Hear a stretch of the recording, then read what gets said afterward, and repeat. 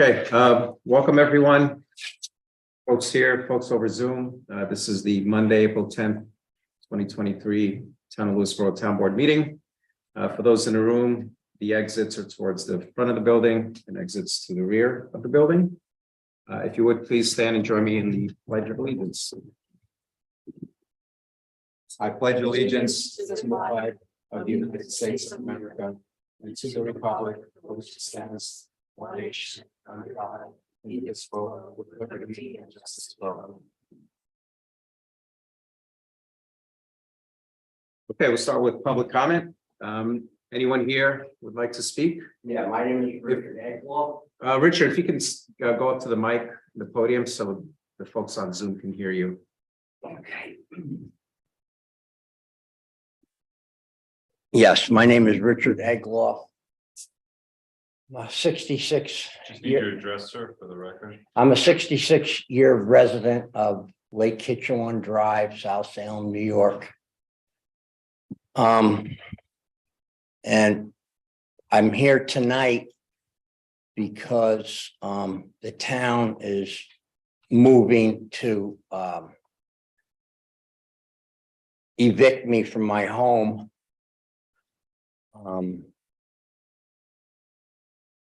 And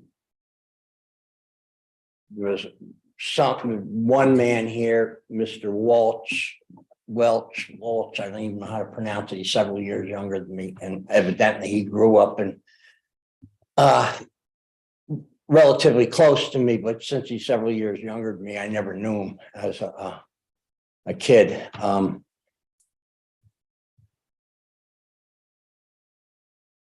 And I mean, it's just out of this. It's out of this world. I've been living there for several years, looking to get the same issue addressed. As far as the storm water that the town inundated me with, and some of it was mitigated after I brought a lawsuit against the town. That's what it took. And I spent every single penny I had at the time and fighting what was I'm not too familiar with the terminology or REM foreclosure. He got the house for $1. When I was able to address the situation, I came over here and tried to pay. It was basically, well, we can't take your wages and pay your taxes. Well, I didn't know that. Why not? You know, obviously, it's in your bank account, $29,000 for a I don't know what you want to call it, tax arrears, tax lien, whatever you wish to deem it as. You know, more than, you know, covered anything I owed the town and arrears. And I had a major health issue at my home. And I was in actual fear of the highway department, the police department. I got shingles 16 times. Can you believe that? And lived through it. My eyesight's a little bit affected, probably as a result of that. But Yeah, Mr. Eggwall, you only have 2 minutes. yeah, okay. Yeah. So this is the situation. All my belongings, my whole life is at this house. I bought this house for cash. That was probably one of the problems because I wasn't paying. And I think Dan knows this. He might remember this. That had no mortgage, and so I wasn't paying any. Yeah. Sorry, supervisor has to enforce the rules. There's a certain amount of time you will. Yeah. You said I had 2 minutes. Now you're taking up my minutes. Please. Yeah, you're. I did. Yeah. What I would recommend is give me a call. and then I can talk. Yeah, because I mean, yeah. Because I didn't get any help from, your hired attorney. I don't know any of you here. I mean, with the exception, a little bit of knowledge So give me a about call, him. then we can discuss it. Thank you very much, Mr. Eglo. Anybody on Zoom? Public comment?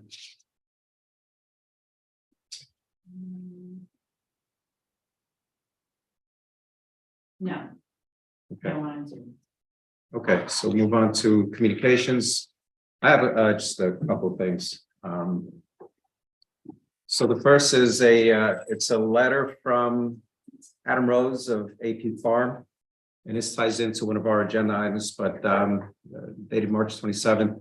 Dear Tony, I am pleased to enclose a contribution of $52,000 to the town of Lewisboro to fund a new K-9 vehicle for the Lewisboro Police Department. The contribution is to be noted in all written material as Adam R. Rose and Peter R. McQuillan. So I'd like to thank both Adam and Peter for their very generous donation, which will go towards a new K-9 vehicle. Thank you. Thank you. Next is a letter from Congressman Mike Lawler's office. So this has to do with the community project funding application that we had submitted for various improvements at our facilities for including water filtration, chlorination, ultraviolet lights, and this was for the town park for True, also a generator for town park for Keeler Field, Fox Valley Park, Vista Park, and Cyrus Russell Community House. The total requested was $1,045,000. I had submitted that application back in mid-March, beginning of March. This is the one that you unfortunately got last minute notice, right? Correct. And you rushed and you put in the application with the projects. Correct, right. So April 5th, and I summarized it to the board in this email from March 15th. So yeah, that was, in fact, I think that was the due date, was March 15th or 16th. So the letter from him states, Dear Tony Gonsalves, I'm writing to you today to let you know that unfortunately your request for community project funding was not submitted to the Appropriations Committee. This year, the House of Representatives limited numbers to a submission cap of only 15 projects for funding. Our office followed a stringent process to help us determine which projects would and would not qualify for funding. Unfortunately, we had an abundance of important projects requested and could not submit all that I would have liked to.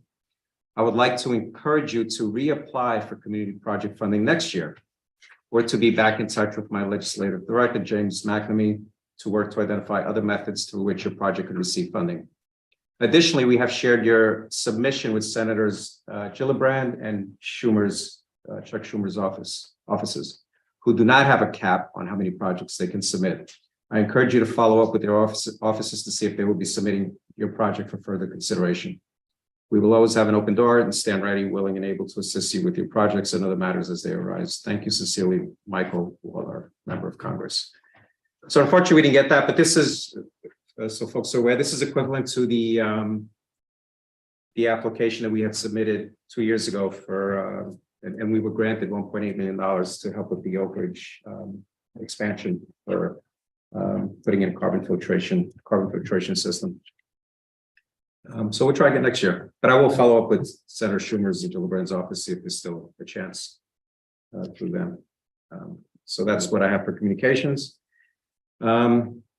Motion to approve the consent agenda, which includes the minutes of March 27th and the monthly reports from the building department and the police department. Do I have a second? Second. Discussion? All in favor? Aye. Okay. So move on to the new business. The first item is a resolution to amend the master fee schedule to include one-day marriage officiant license. So in the agenda packet was a letter to the board from our town clerk, Janet, related to this. So it's pretty straightforward. I'll move. Do I have a second? Second. Discussion? All in favor? Aye. Aye. Next is a renewal of hack service contract for Wild Oaks. So this is it's a contract for, let's see if I have the description here. I have it here somewhere. Basically, it's a, here it is. It's for service and calibration of the hack equipment that's on site at the Wild Oats wastewater treatment plant. There was a price increase. Last year was $9,083. This year went up to $9,498. Looks like testing equipment of some sort, right? Yeah, it's right, exactly. It's for service, yeah, it's for calibration of the equipment that's on site. So I'll move. second Second. discussion, all in favor? Aye. The next is an acknowledgement of receipt and examination of justice court audits. This is just the standard process we go through. The audit reports were provided, and they're actually provided by our auditors based on court records and then reviewed by the town controller. Which reflects collections essentially, the Correct. money that's come in. Right. So there's a requirement to acknowledge the fact that the reports have been examined by the controller and then authorize submission of the reports to the New York State Office of Court Administration. So I'd like to motion that we authorize the submission of the reports to the New York State Office of Court Administration. Second. Discussion? All in favor? Aye. Aye. Next is East Hudson Watershed Agreement for Stormwater Retrofit Project and authorizing the supervisor to sign it. So this is a project over on Salem Hill Road, right up the street here. And it's basically, the agreement has been reviewed by our attorney. And I read it as well. It's a pretty standard boilerplate agreement with East of Hudson Watershed Corporation, who has done several projects in town. They're doing one now at the town park. And basically, these are projects that will improve, capture the stormwater and minimize phosphorus that gets collected into water bodies. So this is a filtration system that's being installed. Do you know when it's supposed to start? That was the only thing I didn't. Yeah, they usually come back to us with a date Okay. afterwards, but yeah, I don't know. I'll move. And I'll And- second. Discussion? Is there a ongoing maintenance of this? For us? Under your municipal obligation. Okay. Correct. It's not a private retrofit location where the town has the ability to go in and do the maintenance. Instead of the owner making those own that, this is actually the facility. Right, but then we get reimbursement Right. on the maintenance that we, Oh, yeah, Okay. Yeah. So that's clarifying that. So. We get reimbursed, correct. even better. Okay, so we have a second, so discussion, all in favor? Aye. Let's see, next is the resolution approving the UPSO Administrative Unit Collective Bargaining Agreement authorizing the supervisor to sign. Basically, this was, we had all approved the memorandum of agreement. And so now what has the union did is take that language and put it into the collective bargaining agreement. And so now we're just authorizing the supervisor to sign that agreement. Have a second? Second. Discussion? All in favor? Aye. Next one is from Parks and Rec. It's the resolution approving the agreement with Downstate Juniors Volleyball. We had approved this, but they changed the dates. So now it's going to be Tuesday, Thursdays instead of, I think it was Monday, Wednesday before, right? Yeah. And they're actually fewer days. Fewer dates, correct, right. They're the same. So that's the only change on this, in this amended agreement. So, Moves that we authorize the supervisor to sign the amended agreement with Downstate Juniors as presented. And I second. discussion? All in favor? Aye. The next one is a authorization for the use of Lewisboro Elementary School gym by Anthony Passion for fundraisers supporting UNICEF, Ukraine, and waiving fees. Unfortunately, we need, per the agreement we have with the school district, we need their consent to do this since it's not a town event or town function. So I'm going to put this on hold for now. And then So we're gonna we'll come back. table it. We could actually, what I'd like to do, because the date after we read this, the date is May 20th. We could approve So it. we could prove it pending consent from the school district. I move that. I'll second. Discussion, all in favor? Aye. Okay, next is, it's related to waiving or discounting pool and tennis membership fees for Lewisboro veterans, active duty personnel, Gold Star families, and include immediate family members. The letter that is in our packet that came from Nicole basically summarizes what PrAC had agreed to, which is I'll just read it here. Active duty and disabled veterans, as well as Gold Star families, would be eligible for a pool or tennis membership free of charge. Non-active duty and any other veterans would receive a 25% discount for a pool or tennis permit. Individuals will need to establish eligibility for this benefit by demonstrating they reside in the town of Lewisboro and they have served or are currently serving in the military. I'm not going to read the rest of it, but that's pretty much it. The town of Bedford implemented a similar thing. But they didn't have, it's a different, it wasn't just a 25% discount. I think it was just, they waived the fees for veterans and active duty personnel, period. So this was, I don't know if you were in the PrAC meeting when this was discussed. And this was the recommendation. Let me just read the letter here. Recommendation from PrAC. From PrAC. And it was unanimous. Okay. And roughly, just to give you some numbers, the list of veterans that received the tax exemption in Lewisboro is 212. And of those, roughly 22 had obtained a pool or tennis membership in the past 12 years. It's a way of honoring the fact that they've served our country. We would like to make it available. Right.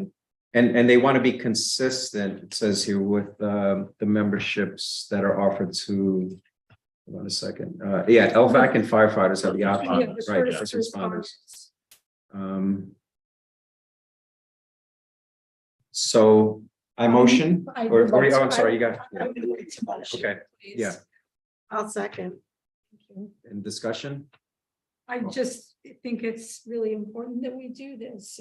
It's a way of the town doing another thing to show our respect for the service that they've provided for our country. right, thank you for that. Yep. So are you So- also including firefighters and? It's already that way. Firefighters, the first Yeah, responders, both the firefighters and the EMTs and LVAC already get a free pool or tennis membership. So what we're doing is aligning it with that. But it's Got it. free to active duty Right. and disabled veterans as well as Gold Star families. Right, and And any other veterans will receive a 25% discount. Right. For a pool or tennis permit. Okay, all in favor? Aye.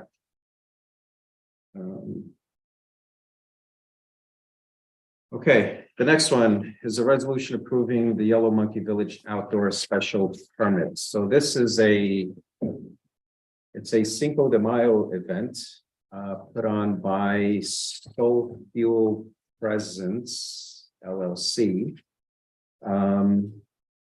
They have permission from the owner of the property. They submitted the certificates of liability. They have the parking covered with the adjacent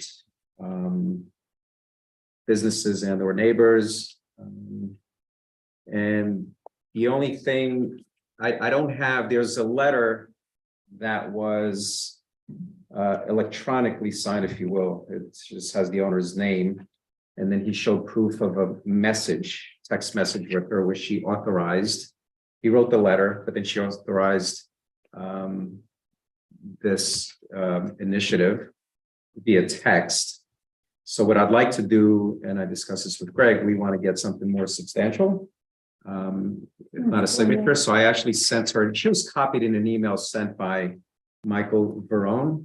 And I don't know if Michael's on. He said he was going to be on. Maybe he can. I'm not sure if he's on, if you see Michael Verone on. No, okay. What about, So there's no description, it's gonna be a Cinco de Mayo, and it just says other, so we don't know really the details of the event. Yeah, that was in, let me see. I just see that it says other. Yeah, he's gonna have what arrangements? which triggers the town's involvement in this? It's on private property, right? Because it's an outdoor special event.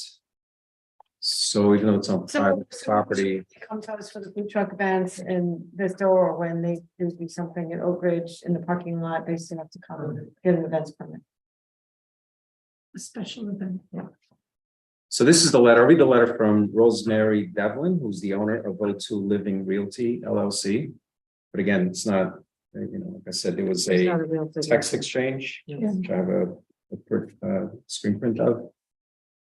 So she says, to whom it may concern, Mike Verone, principal owner of Soulfield Presents LLC and co-owner of Peace Revival, which is a shop in the Yellow Monkey Village, located at my property, 792 35 Crossover, New York, 10518, has my approval as the property owner to host an event on May 5th, 2023 from 5 to 10 p.m. Mr. Verone has provided me with the requested event insurance and detailed plans for the event. I am aware of the arrangements he made for additional parking and that he reserved 2 porta potties for the event. Mr. and Mrs. Verone assured me that they will work with other tenants on property to ensure all parties are comfortable with the event. Please feel free to reach out with any additional questions or concerns. Well, can we approve this on the condition that we have a more formal? Communication with the with property the owner. Property owner? Yes. That's what I'd like to do. Yeah. Does that sound good to you, Andrew? Yes, that's fine. I would have liked a little And more detail about the event, so- but that's just and I didn't- curiosity, not. Yeah, there was an email and I apologize for not forwarding to the board, but there was an email which I thought I had to print that video. But basically he's gonna have music. He's gonna charge $50 per person to attend. And he has done this in Town Ridge and for Bedford as well. And this is his first time doing it here at the Yellow Monkey Village. And he's aware of the our noise code, if you will. So I told him, yeah, you're gonna have live music, you have to adhere to our town code. As far So as that's there'll be concerned. live music, there'll be food, I would assume. Correct. I Correct. don't see. I don't. Because they're supplying 2 porta potties. Right, I was just wondering about the food, because if they get food trucks or something, don't we also need? What are food trucks required to give us anything? No, only if they're at the town park. Mm, No. yeah. Yeah. Or town properties? Right, but If it were none of on these, the true- none of these Right. circumstances. Okay, got it, and they have the appropriate insurance. I'm fine Yeah. with that. All right, so So I'll move on the condition that we have more formal notification from the owner of the property that we accept the event. I'll second. discussion, all in favor? Aye. And then the next item is the purchase of a new canine vehicle. So let's see that here. So this is going to replace the, so I have here the actual invoice with the New York State bid contract. So it's under New York State bidding agreement or procurement agreement, I should say. $51,494. The existing vehicle is going to be sold and the proceeds from that vehicle will be used to outfit the new vehicle with all the equipment they need. So the 51,000 does not include the outfitting, the additional outfitting? It does not, Okay. So the donated funds are 52,000. 52,000, correct. That'll do to the K9 compatibility. That's right, yes, We're doing this off to piggyback, so there's no security. correct, yeah. So, so I'm, I've never heard the phrase before. It's Oh. it's under the I'm sorry. federal municipal law allows you to avail yourselves of other competitive bidding with other agencies, actually in the country or in the state, as the case may be, and utilize the prices that they managed to get in their competitive bidding process. Thank you for the new Right. ban. No, and that's a common, a lot of times with the vehicles, that happens. As well. right, So but you don't have to go through, it's not our own state bid and it's not competitive. It's Right. really back to the BOCES bid. yep. And both these bid numbers and. Here. 1920, you're 45. I'll move. I'll second. Discussion, Just want to take a moment and thank Adam and Peter for their incredible generosity, the latest of many Several. over a long period of time in town of Lewis. Yeah. And particularly the police department, they've been extraordinarily generous, so thank you very much. I think the entire town is grateful Yeah. for their commitment. absolutely. Okay. Did we vote? So, That was discussion? so all in favor? Aye. We don't need to do a roll call for that since it's piggybacking. right? You can look at it, it probably should have been, since you're spending. Yes. Yeah. That's true. Okay, so do a roll call. So Rich? Aye. Mary? Mary Shaw, aye. Aye. Andrea Rendo, aye. Dan? Aye. Okay, good. So next we have. These are two pool rental agreements. And authorizing the supervisor to sign. So we do this every year with Storm Aquatics and Ridgefield Aquatics. When I say every year, it's several years now that I'm aware of. Yes. So it's pretty The swim straightforward. teams. Swim teams, correct? Yep. Yeah, I read through that. It doesn't look any different than it has in the past. Right. So I'll move. And I'll second. Even though Discussion? it's not synchronized swimming. Oh, sorry. Discussion? All in favor? Aye. Okay. All right, so next we have old business. It's the ethics policy. Would you mind if I So- started? Go ahead, sure. Okay. Yeah. So I know that we weren't able to get the red line out until Friday when everybody was off. So all of you may not have had an opportunity to look at the red line. I only got it Monday today. Today. And thank you for your comments. Mary Yeah. did respond. So Well, taking- I did it off the website of the town and did a compare and contrast. because of, I know, and so this is what I did. So I don't want to make this difficult for everybody. I want to make it easier. And then after reading your comments, I went back and I reread the proposal that Greg and I came up with. And then I decided, let me pull some more of the neighboring towns. And I did all that. And so I went back and forth and then I came up with a few things that I thought that I could do better. So what I did was I emailed it all to all of you, but I also brought a hard copy. Oh, thank you. And so it's got all the local towns what their Board of Ethics statute looks like. And it was interesting. And so a couple questions that, because I don't want to take up more time than we have to tonight, because I want you guys to really look at it, is a couple things that I came up with was whom can make an inquiry, right? Because a lot of this came up because residents want to make inquiries. And we use the word complaint, but I really think it's an inquiry as to one, is it a violation or does it fall under our ethics code? And two, is it a violation? So it's really an inquiry. Can I ask a question? Sure. On that? So we say residents want to ask this. I personally have never had a resident come to me to say they want to be able to do this. Can you quantify? What do you mean by that? The residents that are asking to be able to do this, No, it was coming up during discussion when we were going back and forth during, public comment and when we were out in the street that people, the whole thing about the ethics board and how come it hasn't been active and all of that came up in discussion. And a lot of it came to be that some people had brought up the fact that they would like to make inquiries of the ethics board as to whether certain things were violative of the ethics board. And honestly, a lot of the things that I heard about really, I don't think fell under ethics. It may have fallen under other things, but it would give them an avenue. Employees who have questions about things that they want to do themselves or thinking about doing, or have a question about something themselves and whether or not it violates the ethics code, whether it falls underneath, and referrals directly from the town board. So, my question to all of you is, first, whom can make an inquiry? And I came up with the 3 things: employees, the town board, residents. To whom does the inquiry come to? Does it come directly to, do we want it to directly come to the town board? Do we want those inquiries filed with the clerk who then disperses it gives it to us and the ethics board? Or is there some other method that we would like to take inquiries that come outside the purview of something the town board would like to refer? And I'll put this in an email so that it's all there. All matters that get referred to the ethics board, obviously the town board should get notice of, and we should be made aware.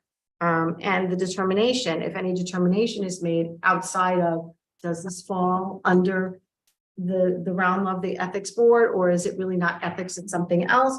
Where does the determination go? And because it deals with matters of personnel and maybe work history, et cetera, those items are typically confidential and they fall outside the scope of FOIL. So to whom does the determination go to, and who is it limited to? And the results of the investigation or the recommendations, I think it should be in there that obviously it comes to the town board to deliberate. So those are some of the things that I came up with when I was looking at it. And you're just talking about that. The one thing that came to my mind just now is business owners as well. They may not reside in town, but But they're stakeholders in the community. exactly. So that's something that we might consider. So right, so I So- thought that before we have a really productive conversation on this, that I would ask you all to take an opportunity to look at, I think I included our current version, our red line version, the draft version, and then I included Bedford's, Pound Ridge, North Salem. And then if any of you have any recommendations to something else that you'd Okay. like to look at, and then I'll put these queries to you in an email.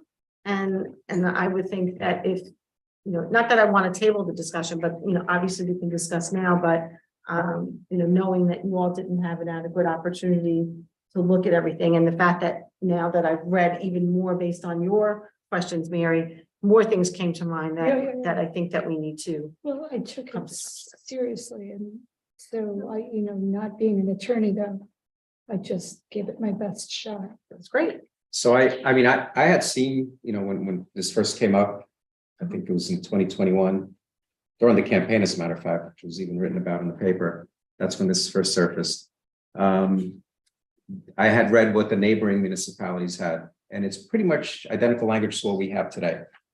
Some of it, yes. So I would say most of it. So my question is, why do we want to overcomplicate and do something that's different than what everyone else is doing? Well, I don't, just because everybody else is doing it doesn't mean that, didn't your parents tell you that? Just because everybody else is doing it doesn't mean you have to. I think we can Yeah, make but it why- better. And I think this conversation amongst the board occurred when we were dealing with the fact that nobody even knew that we had an ethics board because it's been relatively inactive for many, many years. And then, It's not that it was inactive, it was actually, there were members, but there was nothing presented to them. correct. And a lot of that had to do with the fact that residents and or those of us that were involved didn't realize that avenue existed to present it. And also it wasn't fully staffed. We have it written as 3 members, one of At which that least 3 needed, members. right, at least 3 members, one of which that needed to be an employee, and we debated a little bit about that.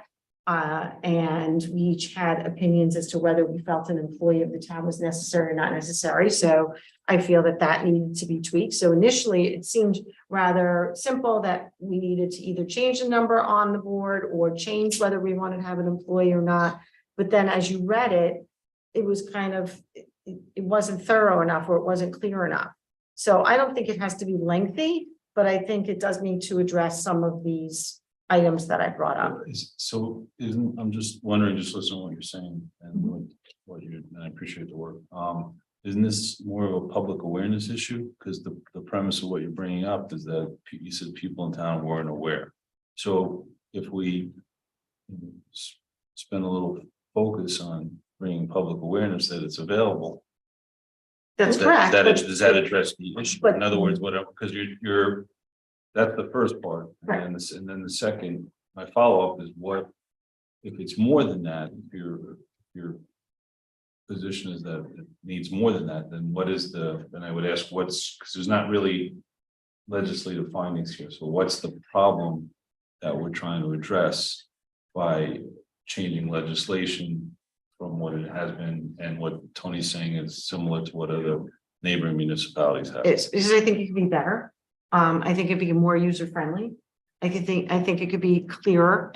And the reason why my attention was brought to it was specifically because this issue came up during the campaign. So when it comes up in the campaign and you go and you look at it, you realize that it could be better. And one of the issues that stuck out to me at the time was the fact that it was a minimum 3 members, one of which to be an employee, and that the committee hadn't been fully staffed for a very long time. So, and I question that, why is that a good idea? And that's how it all started. And then I started looking at it more and more and realizing that it could be better. And there were actually some things from other towns, now that I've looked at it, that would make our code even better. Fully staffed, and as a result, what? Or staff, and as a result. You're saying you're talking about staffing, so I'm just trying to understand, was there some, I'm not hearing any history, which kind of came up before. Okay, there's people that tried to make a complaint, that had an issue, and there wasn't a mechanism in order for somebody to communicate it or for it to get adequately addressed. Not one that was available for them to see. They couldn't find it. Well, The avenue, and even as it's written now, residents do not have an avenue. The way I understand, the way I'm reading it is employees and town officials can make referrals to the board. And so. I mean, even from, you're talking about from 2021 till now, I'm not aware, I mean, there may have been stuff that I haven't seen, but I'm not aware of any communication where somebody's saying, here's an issue that I need to, that the town should address. And that was my point when I said, let's see if the current mechanism works. So if we have an issue, it'll be presented to the current Board of Ethics and let them flesh it out. What if we were trying to recruit another Yeah, we could. couple of members And yeah. rework how to present it on the town website? That's part of it. Right, so we take those initial steps. And that's fine, but I still don't think that this addresses the issues that were raised. I disagree that there should be an employee on the Board of Ethics. That's number one. Now that my attention's been drawn to it, so I disagree with that. I don't really understand the premise for it. That's number Did you one. find any neighboring towns that had that? I found Yorktown, I believe, has a 5-member committee with, I can't remember whether they were a 3-year term. That was the other thing. There was term limits, 3-year term or 5-year term, where the town supervisor was the member. That was the employee, but no other official So could generally. be, but generally no. Another thing that some of the towns addressed was the fact that there couldn't be a majority of any particular political party. So there could only be a maximum of, let's say, if it was a 5-person committee, no more than 3 members could be of one particular political party. There was, so that was an Well, that- interesting factor that made me think a little bit. Town of some- Bedford does permit the town official or employee. Yeah. The town of Pound Ridge permits it says that the town attorney should be a member ex officio and no other town officer. And that was another thing, that a lot of these ethics committees have access to the town attorney, so when they render opinions, it's with the approval or over, the town attorney reviews it, I guess, before it comes to. I think that'd be in scope of the services. There are statutorily created for, so if they needed legal counsel, of course, reviewing an application or rendering a recommendation, I think town council would be in a position. Member or Yeah. Not to be on. So it was interesting, and that's why I wanted you all to see what I was reading, so that you understood why I was raising these questions and why I had these ideas. We're not going to vote on this tonight. No, this. No, that's why Question. I said I didn't expect that anybody would really have a significant amount of input for this evening, Okay, because you didn't get anything until, over the weekend, and then I presented you with more things that I wanted you to consider. So I expected that we would postpone this to a later date for further discussion and give everybody an adequate opportunity to read everything that I've presented. And then if you want to comment and have discussion, we can do that before we come back and then debate whatever issues there's left to debate. But I didn't expect anybody to vote on this tonight. That's why I said to save time, I was handing it all out, and I didn't expect anybody to make a decision. Yeah, I'd like to see if we have the public awareness component, which is something that should be important. addressed, that's here. Absolutely. If that Yeah. solves the problem. And then the fact that there's no, we need to, I guess, encourage people to join. I mean, if your concern is that we have, a dysfunctional, I think as you called it, board.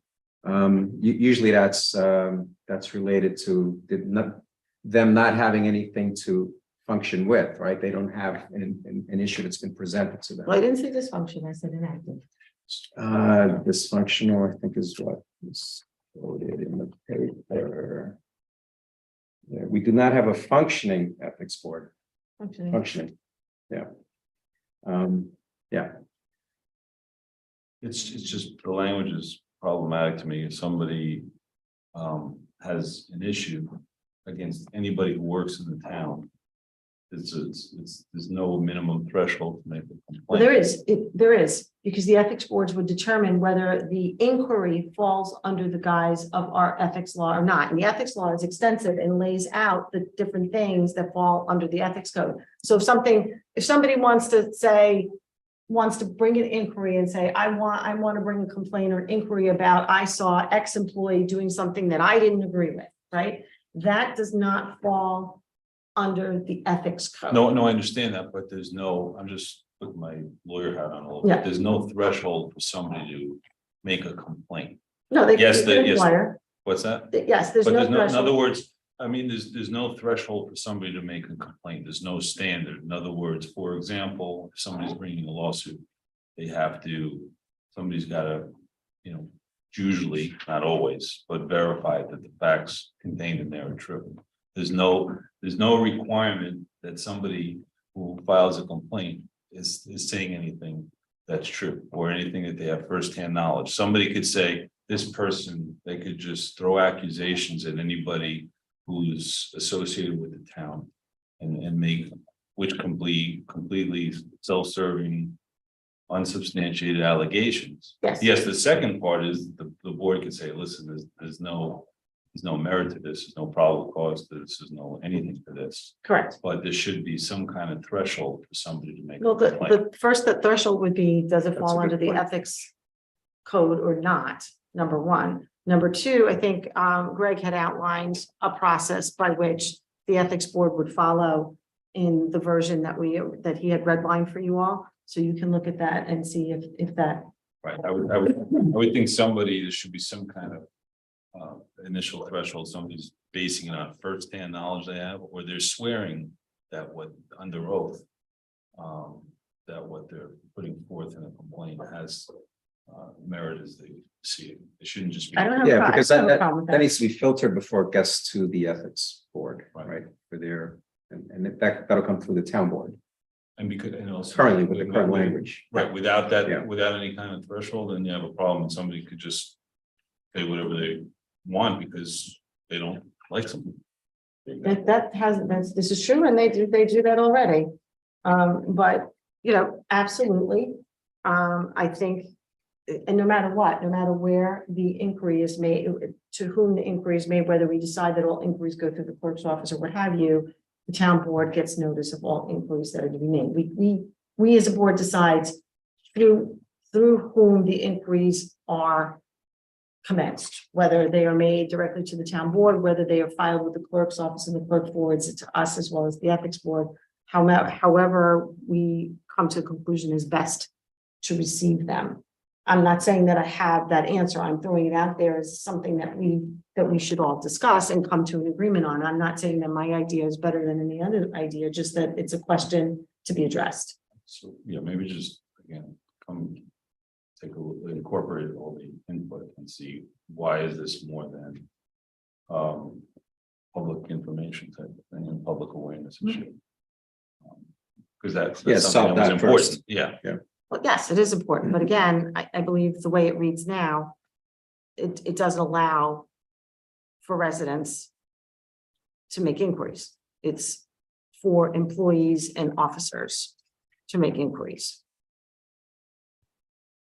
So that's just, Well, residents factor. make inquiries today, I've received inquiries regarding, someone's the way they're driving, that kind of thing, so those inquiries come in to us. yes, Yeah.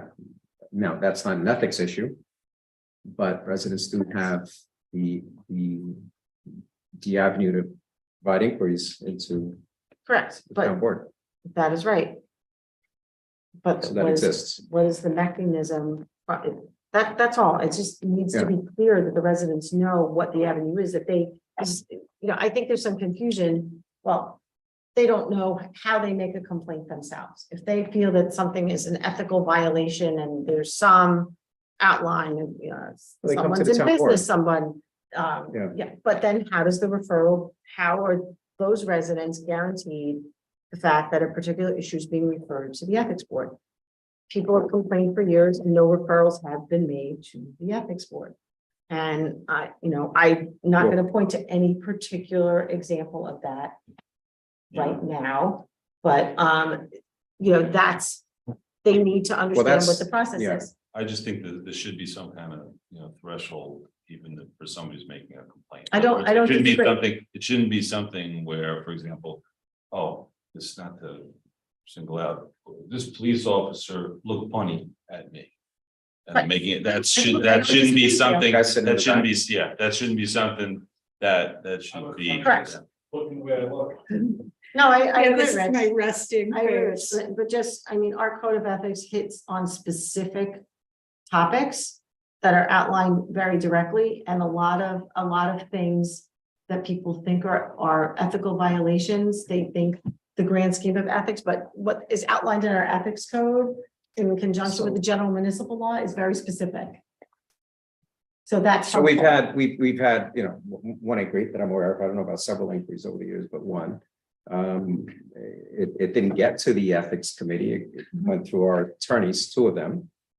They both provided their opinions and that opinion basically ended there, right?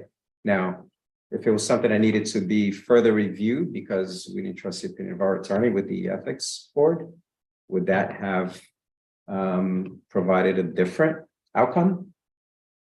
I don't know, but the point is that we have an ethics code with a board of ethics, and any ethical opinions that fall under that statute should go to the ethics board and not to our attorneys. Yeah, They but go the to ethics our attorneys when it looks like we might be liable for the behavior of an employee that might be unethical, but whether something or not is unethical and an inquiry is made.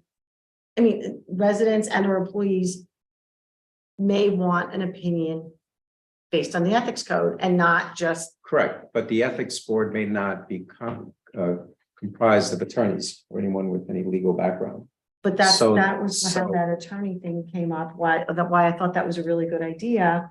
That when you look at some of them, how they have access to, and I believe Well, they do. general So- municipal law permits for them to have access So to. currently they have access to the town attorney. It Currently in our doesn't, code. it doesn't say it. Oh, there it I does. believe Yes, it does. Right there, Yes. of the town attorney, right there. Correct. Yes. So either way, the town attorney Right, gets but the involved. town attorney isn't the one that should be rendering the opinion. It's the Board of Ethics that should be rendering the opinion Right, but with the then, consultation of the attorney. That's the whole point of having right, 3 residents or 3 members of the community sit on an ethics. I board. agree, but so the current code allows that to happen. It allows the current members of the Board of Ethics to formulate their opinion based on the ethics code Mhm. and then run With it the by the advice of attorney. counsel, correct. Right. But we so still that have exists. no, right, but the residents still do not have a vehicle where they make an inquiry directly to the Board of Ethics. There needs to, we need to. It needs to come through the explain how town the board. process- Well, that's what I'm saying. It's not here. Yeah. I mean, And that's why I yeah. threw it out there. These are Yeah. the options. How do we as a Mhm. board, how would we like to address that issue in here? I'm not dictating one way or the other. I'm asking for opinions, and that's what I wanted you all to think about. There's different ways to do it. So you want a resident to write a letter or an email to the Board of Ethics to say, this is my complaint. Or we lay out a process that all inquiries go to the clerk, who then distributes to us and the Board of Ethics at the same time, or all inquiries made directly to the town board, or, I mean, it might be not that we want to give Janet more work to do, but I'm saying it may be easier that it's addressed through the town clerk Mhm. and then distributed to us and our Board of Ethics, and we go from there. Like I said, there's all these different ideas that started coming up in my head as I was going through this today, when I was looking at Mary's email and then looking at the different towns and thinking, how can we just do this better? That's all. All right, so the takeaway was, we're going to review the packet that Andrew sent us. And We'll we'll do our homework and come back discuss it together. again. Yes. Okay. So that was old business. Public comment number 2. Anybody here? Nope. On Zoom? Let's have a comment. Okay.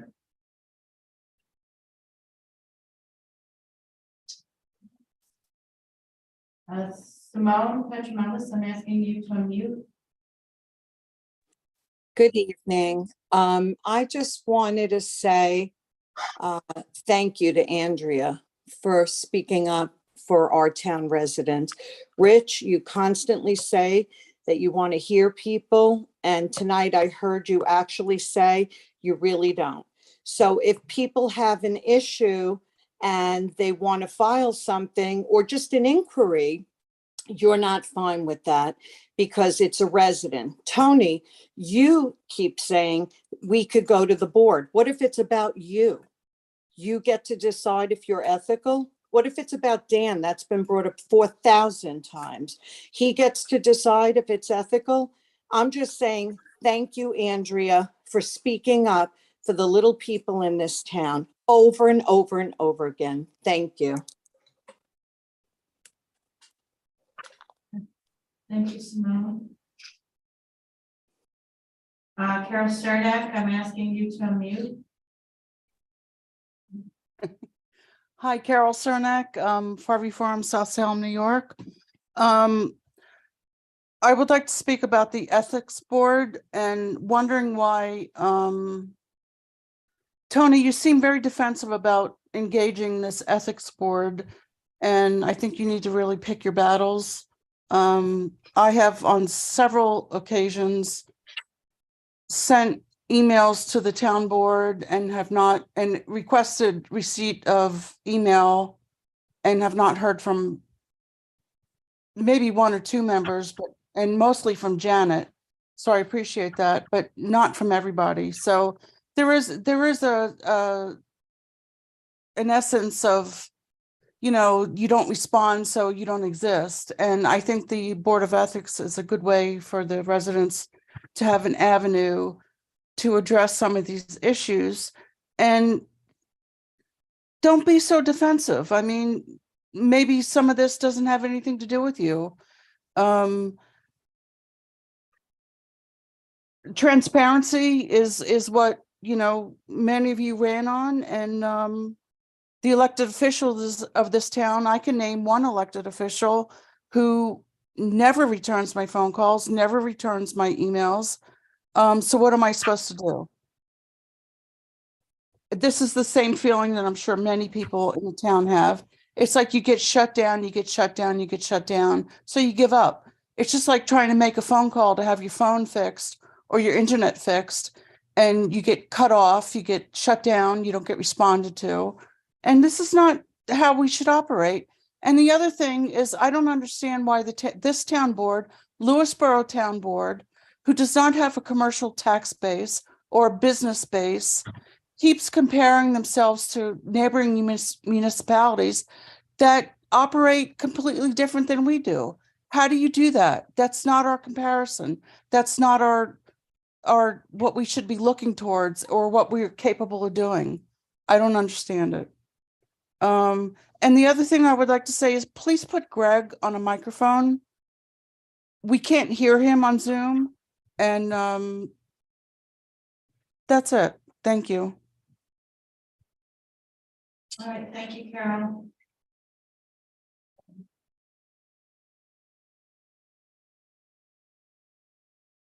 And that's it.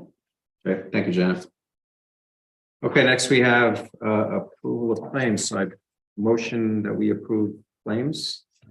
Second. Discussion, all in favor? Aye. Polling of the board. We'll start with Mary. Today, or this is Poetry Month, so happy Poetry Month, and it's also Autism Awareness Month. So please be aware that people with autism deserve the same respect as everyone else.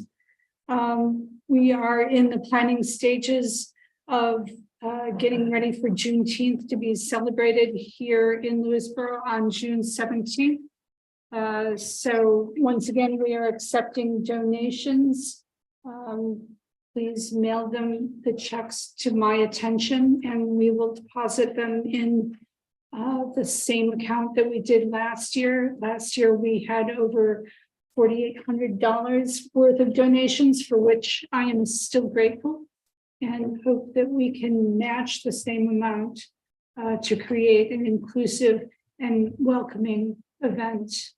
The John Jay Trails is having their spring run on the 16th at the high school. So come and support those of us who are running, walking, and having the young people run as well.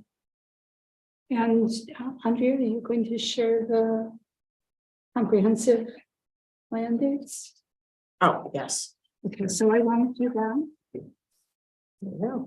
And I also just want to acknowledge that we've had, we're in the middle of Ramadan. Passover started on the 5th. We just celebrated traditional Easter, and Eastern Orthodox Easter is coming on this coming Sunday. And there are other holidays that I'm sure I've forgotten. So please celebrate with a full heart. And in the spirit of Martin Luther King Jr., the time to do right. It is always, I'm paraphrasing it because I can't remember it exactly, but now every time is the time to do the right thing. Thank you. Andrea. Thank you. So I posted on my Facebook page and on my Instagram page the Hamlet meetings for the master plan steering committee are as follows. Saturdays for Cross River and Golden's Bridge, May 13th will be 10:30 to 12:30 p.m. and 2 to 4. On Wacabuck and South Salem will be May 20th. Vista and Lewisboro will be June 10th. Locations to be determined and to be announced shortly. Again, May 13th for Cross River and Golden's Bridge, May 20th for Wacabuck and South Salem, June 10th for Vista and Lewisboro. There's also going to be a Sunday. So if you can't make your specific Hamlet meeting, there's going to be a kind of a catch-all for those who can't make it on Sunday, June 11th, from 6:30 to 8:30 p.m. Hopefully, to help accommodate some of our local business owners or people who have children who have sports every hour of the day on the weekends. And again, locations to be determined. Please come and participate. That's what the committee really wants. And that's the only way that we can make this whole process as successful as we can possibly make it. I want to say happy holidays to everyone, and everyone is in the holiday spirit. It's going to be warm the rest of this week. I can't believe it because I'm still cold right now. I also on the ethics code, I want everyone to understand that I am not doing this because I'm trying to single out anybody in town, particularly that I feel needs investigation. No, that's not the case. This is an issue that came up during campaigning for 2 years, and it was something that I was told by residents and people that I met that they wanted to be addressed.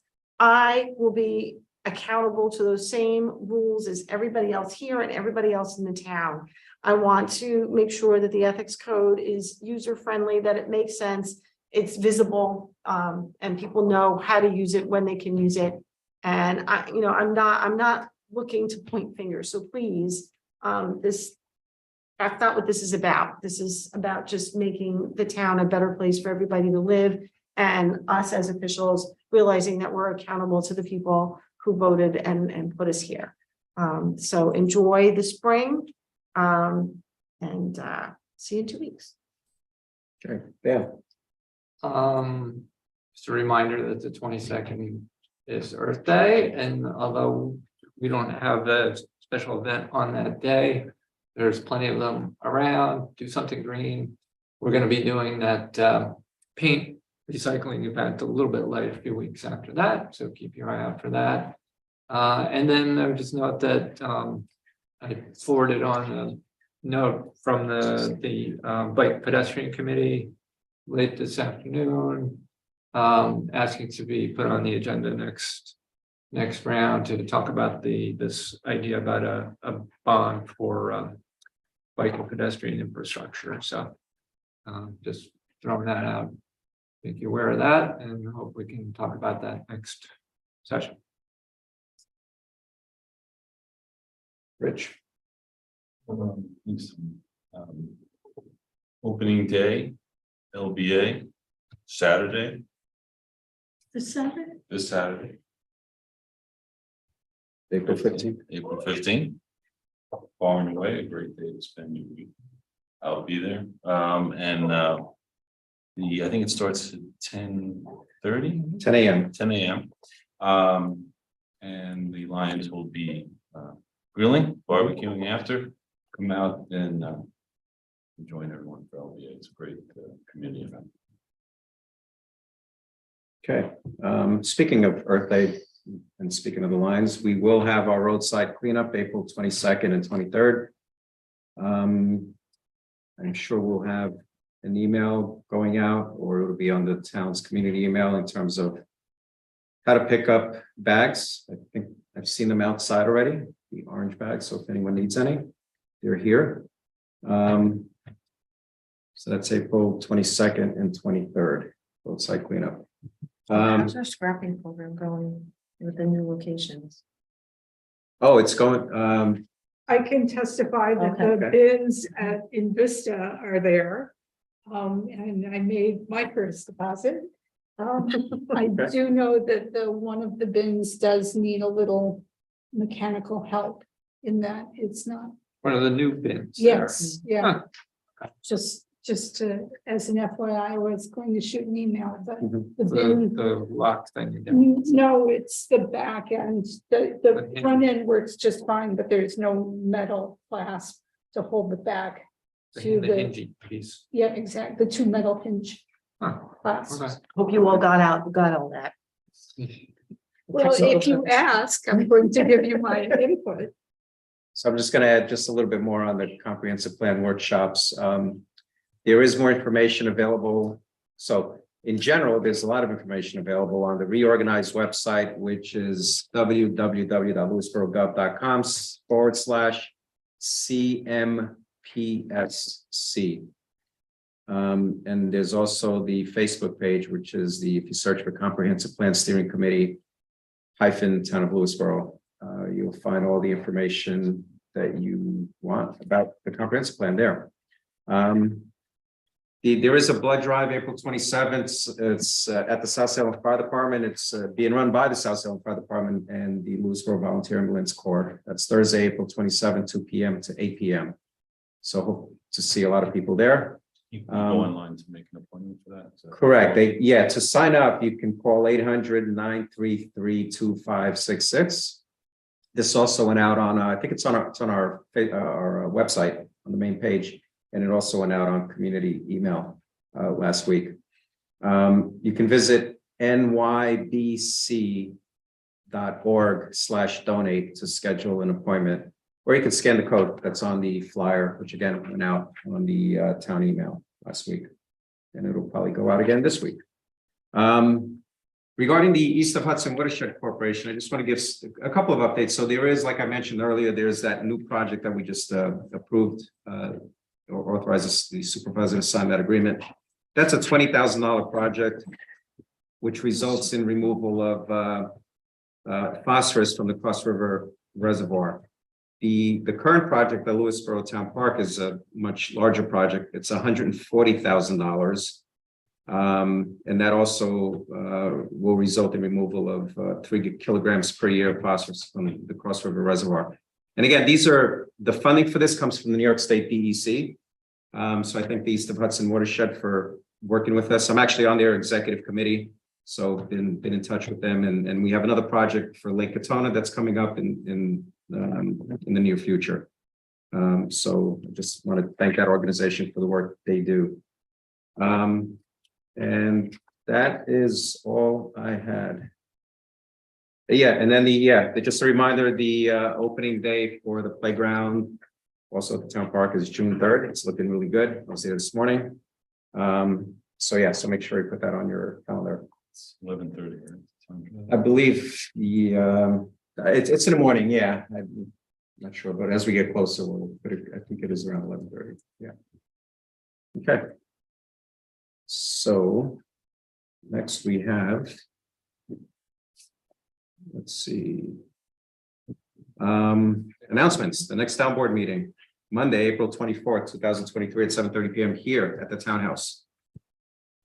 There is no executive session, so we won't motion to go into executive session. Motion adjourned. I have a motion to go into executive I do? session. I do. Okay. I have 2 personnel, 2 litigation, and 1 advice of counsel. All right, so I'd like to motion that we go into executive session. Do I have a second? Second. Discussion, all in favor? Aye. Thank you, everyone, for coming out tonight. Good night. Does anybody want me to